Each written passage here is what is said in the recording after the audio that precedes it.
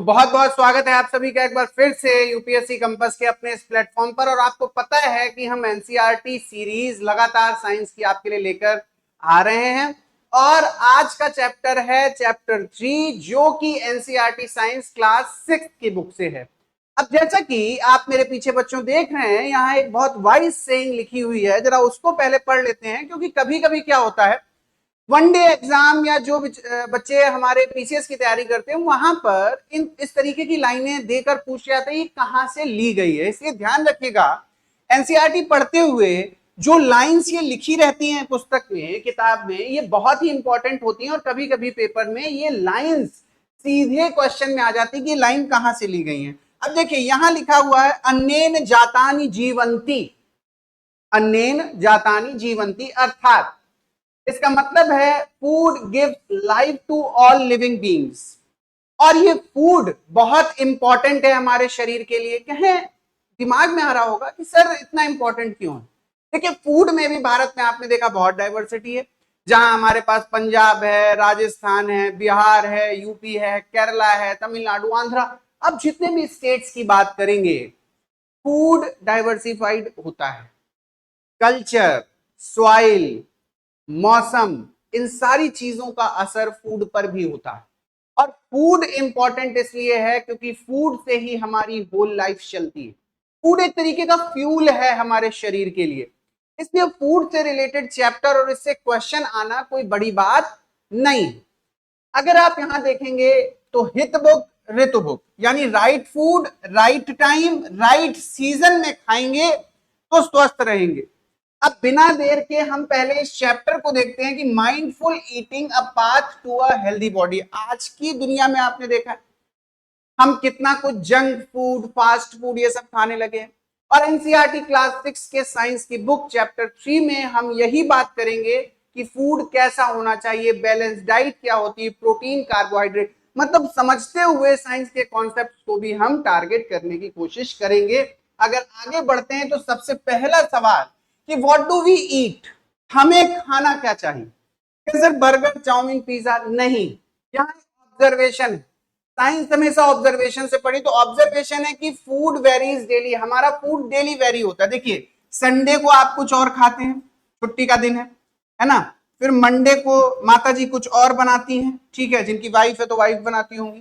Tuesday को कुछ और, वेंसडे को कुछ और, थर्सडे, फ्राइडे, सैटरडे, इस तरीके से हर दिन हमारा फूड क्या करता है, वेरी करता है। अब जब ये फूड वेरी कर रहा है तो समस्या क्या आती है कि बैलेंस डाइट कैसे रखी जाए, यही तो प्रॉब्लम है। लेकिन ये रख कब पाओगे, जब हमें फूड के कंपोनेंट्स पता होंगे। क्या पता होंगे, फूड के कंपोनेंट्स। तो वही सिखाने, वही बात करने आज हम साइंस की इस कक्षा में आए हुए हैं।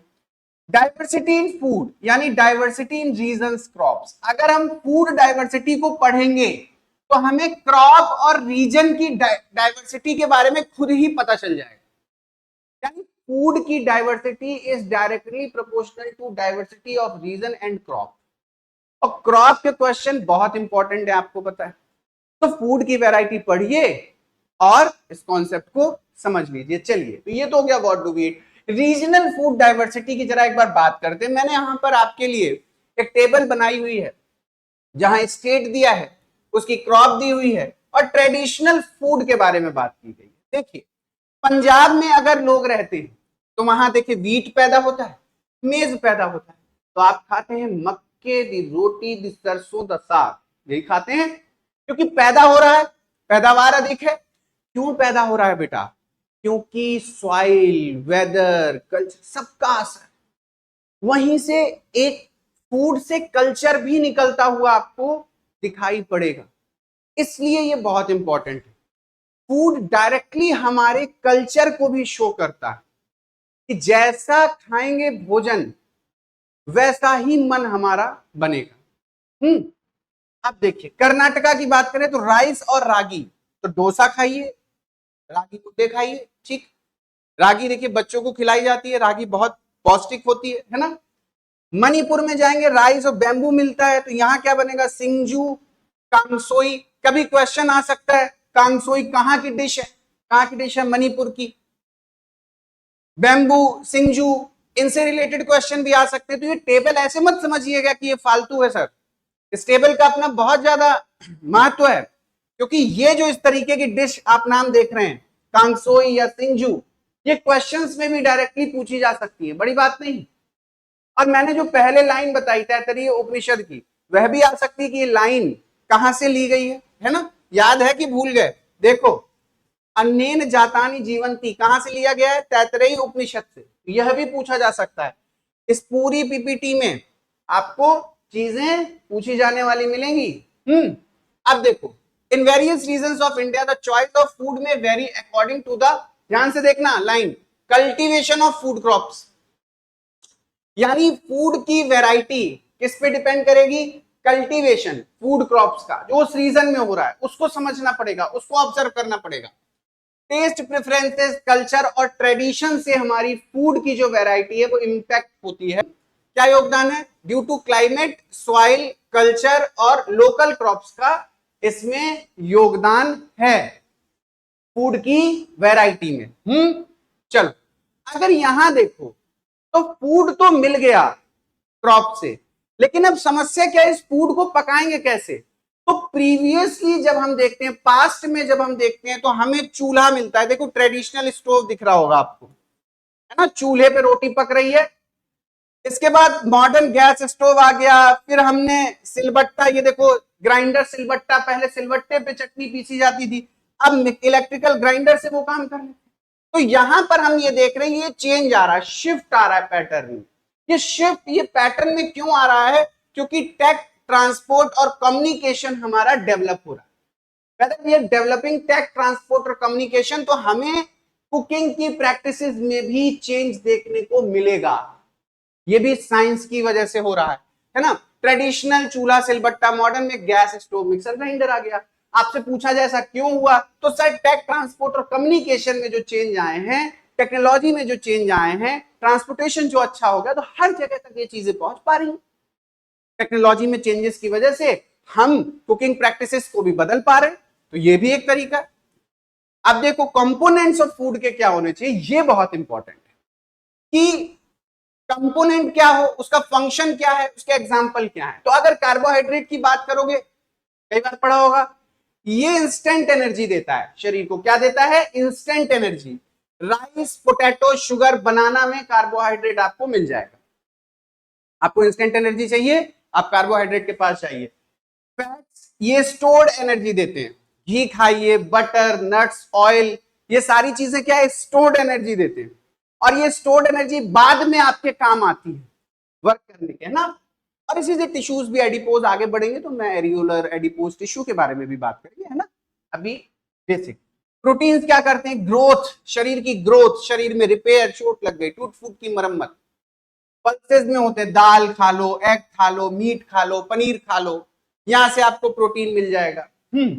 अब मीट, ये हो सकता है थोड़ा सा कंट्रोवर्शियल हो जाए, तो जो लोग खाते हैं अच्छी बात है, नहीं खाते हैं बहुत अच्छी बात है, ठीक है ना? पशु से लेने से अच्छा है आप नेचुरल सोर्स से ले लें। भारत में भोजन बहुत है, भारत में वैरायटी बहुत है।